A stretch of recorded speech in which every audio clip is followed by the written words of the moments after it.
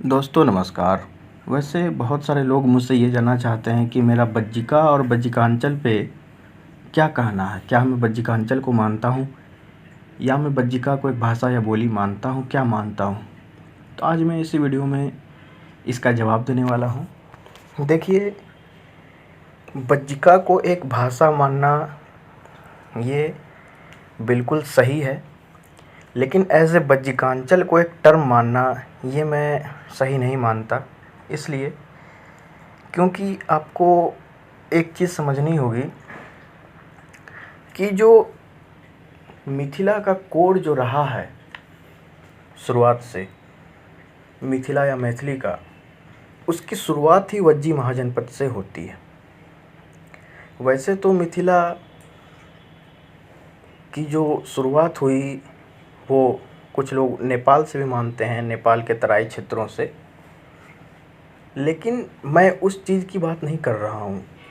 जब मिथिला को एक प्रॉपर डायनेस्टी रूल करने लगी, कई सारी ऐसी डायनेस्टीज़ आईं, आप इंटरनेट पे सर्च कर सकते हैं, जिनकी राजधानी वैशाली थी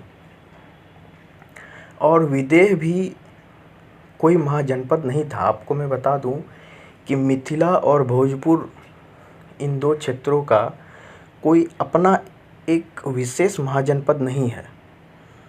भोजपुर काशी और माला और कौशल में बटा हुआ था, सेम उसी प्रकार से मिथिला भी माला और वज्जी में बटा हुआ था। तो इसके लिए बज्जिकांचल को एक अलग से एक टर्म मानना कि जहाँ पे बज्जिका भाषा बोली जाती है वो एक बज्जिकांचल एक टर्म है, उसे मानना ये मेरे ख्याल से सही नहीं है। और एक चीज़ मैं इसमें ये भी ऐड करना चाहूँगा कि अगर आप ये सोच रहे हैं कि जहाँ जहाँ बज्जिका भाषा बोली जाती है वो बज्जिकांचल टर्म हो गया, तो ये सही नहीं है। देखिए, मैं आपको इसमें बताता हूँ कैसे। चूँकि मिथिला में बहुत सारी डायनेस्टीज़ ऐसी थीं जिनका हेडक्वार्टर या फिर आप राजधानी कहें वो वैशाली थी, और वज्जी महाजनपद से ही मतलब मिथिला का ग्रोथ हुआ है, वज्जी से ही। उसके बाद आप इस चीज़ को देखें कि कालांतर में जो स्टैंडर्ड मैथिली थी वो वैशाली और मुजफ्फरपुर और समस्तीपुर वाले क्षेत्रों की ही मतलब स्टैंडर्ड मैथिली बोली जाती थी। लेकिन कालांतर में जब मुजफ्फरपुर से बहुत सारे लोग माइग्रेट किए मधुबनी और दरभंगा की ओर, तो वही लोगों ने अपनी संस्कृति और मिथिला और मैथिली को वहाँ भी ले गए। और मुजफ्फरपुर में माइग्रेशन, चूँकि आप लोगों को पता है कि माइग्रेट करने में भोजपुरिया एक नंबर पे हैं, सबसे ज़्यादा यही लोग माइग्रेट करते हैं पूरे ईस्ट सेंट्रल इंडिया की। यदि मैं बात करूं खासकर ईस्ट इंडिया की, तो भोजपुरिया एक नंबर पे माइग्रेट करते हैं, फिर मैथिल, फिर उसके बाद फिर बंगाली और फिर और कई लोग। तो भोजपुरिया लोगों की आदत है माइग्रेशन करने की, और ये लोग अब कोई भी कहीं भी जाएगा तो अपनी भाषा संस्कृति लेकर जाएगा। तो इसी कारण से जो बज्जिकांचल का जो क्षेत्र है उसमें आपको जो है मिक्सचर मिलेगी। मिक्सचर क्या मिलेगी कि मैथिली और भोजपुरी की जो मिक्सचर बन गई उसी को बज्जिका नाम दे दिया गया। और आपको पता ही है कि राहुल संकृतायन ने महाजनपदों के नाम पे भाषा की नाम रखी थी, अंग महाजनपद पे अंगिका और वज्जी महाजनपद पे बज्जिका। तो बज्जिका को इसलिए ही एक अलग नाम दिया गया है। बज्जिका को जब आप सुनेंगे तो बज्जिका का जो मतलब आप ये कह सकते हैं कि बज्जिका ही ओरिजिनल मैथिली थी, लेकिन अब नहीं रही। मिथिला का जो कोर रीजन था वो बज्जिकांचल का ही क्षेत्र था, लेकिन अब नहीं रहा, क्योंकि ये लोग खुद माइग्रेशन हुआ यहाँ पर से लोग। आप इस चीज़ को जब डीप रिसर्च करेंगे, अब मेरा क्या है कि अगर मैं एडिटिंग ज़्यादा करता नहीं हूँ, उसके लिए चाहिए एडिटिंग, और एडिटिंग करने के लिए चाहिए समय। तो अब एडिटिंग मुझे करना नहीं है, समय मैं ज़्यादा देता नहीं हूँ क्योंकि मुझे खुद भी अपना पढ़ाई लिखाई करना पड़ता है। तो अगर आप लोगों को बाद में आवश्यकता होगी तो मैं इस चीज़ का एविडेंस और प्रूफ अटैच कर दूँगा अपने किसी नेक्स्ट वीडियो में, डिस्क्रिप्शन में डाल दूँगा या फिर इसी वीडियो के डिस्क्रिप्शन में बाद में डाल दूँगा। लेकिन आप लोग खुद से भी रिसर्च जब करेंगे या फिर आप मेरे मैथिल ब्राह्मणों वाली जो वीडियो है उसको देखिएगा, मैंने उसमें बताया है इस चीज़ को कि मैथिल लोगों ने मुजफ्फरपुर और वैशाली से माइग्रेट किया है दरभंगा मधुबनी की ओर, और मिथिला का जो मेन सेंटर रहा था वो वज्जी महाजनपद ही था। बाद में कालांतर में भोजपुरी माइग्रेशन के कारण मैथिली और भोजपुरी मिक्स होकर के एक अलग भाषा या फिर एक अलग बोली का निर्माण हुआ जिसे आप लोग आज बज्जिका बोलते हैं। लेकिन इस प्रकार से आप अंगिका को नहीं देख सकते, इस थ्योरी को आप अंगिका पे अप्लाई नहीं कर सकते। मैं इसको भी जस्टिफाई करता हूँ, देखिए कैसे। क्योंकि भोजपुरी और मैथिली की जो मिक्सचर बनी उसे बज्जिका नाम दिया गया, ठीक है। लेकिन जब आप हाजीपुर और जाएंगे, जब आप और भी किसी अन्य मगही सीमा क्षेत्रवर्ती के इलाकों में जाएंगे तो वहाँ पे आपको मगही इन्फ्लुएंस भी हल्का दिखेगा। जैसे मैं आपको एक चीज़ बताता हूँ, लास्ट में मगध में एक चीज़ आपने देखा होगा कि हथिन मतलब थीन और खून बहुत लगाते हैं, जैसे कहलखिन या फिर कहलथ, इस तरीके से बहुत लगाते हैं। तो ये जो मूलतः जो यहाँ जहाँ पर का ये ओरिजिनल है ये कि कहलखिन उनका जैसे आवत हई बोलत हई, तो इस तरीके से क्या है कि ये जो कहलखिन वाला जो है ये ओरिजिनल मगध से है, ये ओरिजिनल मगही ही है। लेकिन इसका मगही का इम्पैक्ट पड़ा है बाद में बज्जिका पर भी। और जो एक जैसे आपको कहना है कि वो आ रहा है, तो मगही में आप इस तरीके से कहेंगे वो आवते हई, या फिर कुछ इसी तरीके से कहते हैं। तो मगही पे भोजपुरी का इन्फ्लुएंस पड़ा है। तो इसके लिए ऐसा नहीं कहा जा सकता कि मगही जो है वो फिर अंगिका और भोजपुरी की मिक्सचर है, ऐसा नहीं कहा जा सकता, क्योंकि मगही अपने आप में एक इंडिजीनियस है। अब मैं आपको बात करता हूँ, एक चीज़ ये बताता हूँ कि आखिर बज्जिका पर मैंने अपना जो क्लेम है, जो अपना अंडरस्टैंडिंग है वो क्लियर कर दिया है। बज्जिकांचल को आप एक टर्म नहीं मान सकते कि बज्जिकांचल एक टर्म है, जहाँ पे बज्जिका भाषा बोली जाती है वो बज्जिकांचल है, ऐसा नहीं है। इसका मैंने कारण बताया। लेकिन हिस्टोरिकली ये मिथिला का कोर रीजन था जो आज बज्जिकांचल के रूप में जाना जाता है। हिस्टोरिकली यही मिथिला का कोर रीजन था और सीधा लेकर के फिर नेपाल तक, और बाद में फिर धीरे धीरे पूर्व की ओर फैलाव हुआ, लोगों का माइग्रेशन हुआ और भोजपुरिया लोगों का माइग्रेशन इन क्षेत्रों में हुआ, तो जा कर के एमलगेशन हो गया और बज्जिका भाषा बन गया या बज्जिका बोली बन गया। तो अब बज्जिकांचल टर्म पे भी मैंने अपना स्टैंड क्लियर कर दिया है। और बज्जिका का जो बज्जिकांचल का जो एक टर्म बनाया गया है, ये बनाया गया है, आप ये भी देखिए कि बज्जिकांचल में आप कितने ज़िलों को काउंट करते हैं। एक काउंट करते हैं वैशाली को, एक काउंट करते हैं आप समस्तीपुर को, एक काउंट करते हैं आप मुजफ्फरपुर को, एक काउंट करते हैं सीतामढ़ी को, एक काउंट करते हैं शिवहर को। मात्र 5 ज़िलों को आप काउंट करते हैं, जिसमें से समस्तीपुर और आपका जो वैशाली है, ये समस्तीपुर और वैशाली, ये 2 ज़िलों में भी प्रॉपर बज्जिकांचल सेंटिमेंट्स हैं नहीं, मतलब प्रॉपर बज्जिका लोग इसे मानते नहीं हैं समस्तीपुर को। समस्तीपुर में मैथिली ही ज़्यादातर बोली जाती है। अब जो ये टर्म है जो कि मैंने आपको बताया, आपका मुजफ्फरपुर, शिवहर और सीतामढ़ी, ये 3 ज़िले ही ओरिजिनल आज जहाँ पे ऐसे हैं जहाँ पे बज्जिकांचल की जो सेंटिमेंट है वो अधिक जानी जाती है। उसमें भी कि बहुत ऐसा नहीं कि 90% लोग बज्जिकांचल या बज्जिका को अपनी क्षेत्र या अपनी भाषा मानते हैं, वहाँ पर भी मिक्सचर हो गया है। मैथिली, कुछ लोग मैथिली मानते हैं, कुछ लोग बज्जिका मानते हैं। इसीलिए मुझे दोनों तरह के कमेंट आते हैं मेरे चैनल पे कि भाई यहाँ पे बज्जिका बोली जाती है, कुछ लोग कहते हैं यहाँ पे मैथिली बोली जाती है।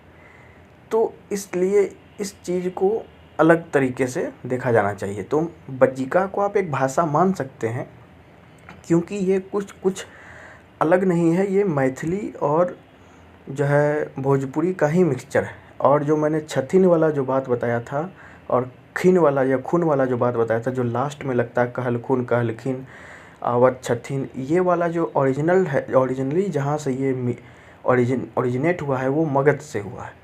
और यही चीज़ ने बाद में इन्फ्लुएंस किया है बज्जिका को, ऊपर मतलब गंगा के उस पार के क्षेत्रों को ये किया है।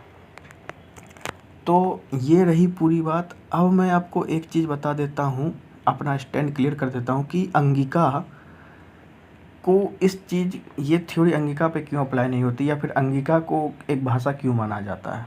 देखिए, ये बिल्कुल सही बात है कि राहुल संकृतायन ने ही 1950 के दशक में, मतलब देश के आज़ादी के मात्र 3 साल के बाद ही अंगिका और बज्जिका टर्म को कॉइन किया था।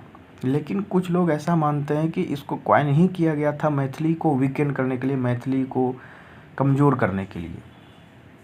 देखिए, ऐसा बिल्कुल नहीं है। मैं आपको बताता हूँ क्यों। क्योंकि 1947 या 1950 या 1954 के पहले इन क्षेत्रों में या इन भाषी क्षेत्रों में अंग की मैं बात कर रहा हूँ, यहाँ पे कोई प्रॉपर नाम नहीं था अंगिका। लेकिन ऐसा भी नहीं है कि यहाँ पे लोग अपनी भाषा को मैथिली मानते थे। ठीक है, ज़बरदस्ती। अब चूँकि उस समय बिहार में मुख्यतः दो ही भाषाओं को माना जाता था, बिहारी भाषाएं, एक मैथिली और एक भोजपुरी। मगही हो, उस समय तो झारखंड भी बिहार का ही भाग था, मुंडारी और छह छा जो हम लोगों की तरफ की है, और भी बहुत सारी बंगाली की डायलेक्ट और उड़िया और संथाली मिक्स की बहुत सारी डायलेक्ट, इन सब को भाषा माना ही नहीं जाता था। लेकिन ऐसा तो नहीं है कि ये सब भाषाएं आज नहीं, इन सभी को भाषाओं की मान्यता नहीं दी गई है। अब हो एक भाषा है तो अब हो नाम की बहुत सारी भाषाएं आपको भारत में मिल जाएंगी। कई जगह पे हो भाषाएं बोली जाती हैं, मतलब हो नाम की भाषाएं बोली जाती हैं, लेकिन वो आपस में बहुत भिन्न है। अब मुंगेर और जमालपुर के कुछ क्षेत्रों में हाय करके बोला जाता है, क्योंकि आप ये देखेंगे जब आप मुंगेर जाएंगे और भागलपुर जाएंगे तो आपको भाषाओं में बहुत ज़्यादा डिफरेंस नज़र आएगा। मुंगेर में जो है वो हाय करके ज़्यादा बोला जाता है और भागलपुर में छय करके बोला जाता है। तो उसी हाय हो के कारण वहाँ के को एक टर्म कॉइन कर दिया गया, हाय भाषा। ठीक है, लेकिन ऐसा नहीं है कि वो अंगिका नहीं है, वो भी अंगिका ही है। तो अंगिका का एक ऐसा था ना कि अंगिका अंग प्रदेश का आज खुद का जो पूरा क्षेत्र है, यहाँ पे ये इंडिजीनियस रूप में ही है। अगर अंगिका पे सबसे ज़्यादा इन्फ्लुएंस अगर किसी भाषा का पड़ा है, मतलब अगर मैं कहूँ कि सबसे ज़्यादा क्लोजेस्ट अगर कोई भाषा है अंगिका से, तो वो है मगही और बंगाली। मतलब आप ये कह सकते हैं कि मगही और बंगाली ये दो भाषाएं ऐसी है, और संथाली भी, कुछ शब्द संथाली के भी लिए गए हैं, और बाकी तो सारी पूर्वी भाषाएं एक दूसरे से रिलेटेड हैं, सभी में सिमिलरिटीज़ है। तो अंगिका को आप जो है बज्जिका के टर्म पे नहीं देख सकते, क्योंकि अंगिका ऐसा नहीं है कि ये दो भाषाओं के मिक्सचर के कारण एक नई बोली या भाषा बन गई है।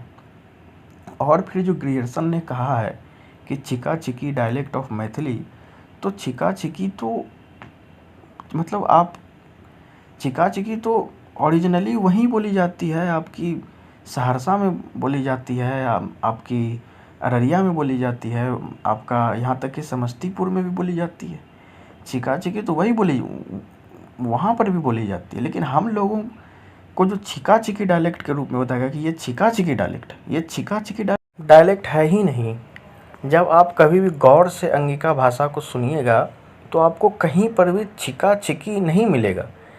छिका छिकी डायलेक्ट जो ग्रियर्सन ने बनाया कि ये छिका छिकी है, इसलिए बनाया क्योंकि उनको ऐसा लगा कि यहाँ पे छिका और छिकी बहुत ज़्यादा हो रहा है। जबकि अंगिका को जब आप ध्यान से कभी सुनेंगे, अंगिका भाषा को कभी आप सुनेंगे, तो छिका और छिकी का उपयोग बहुत कम होता है।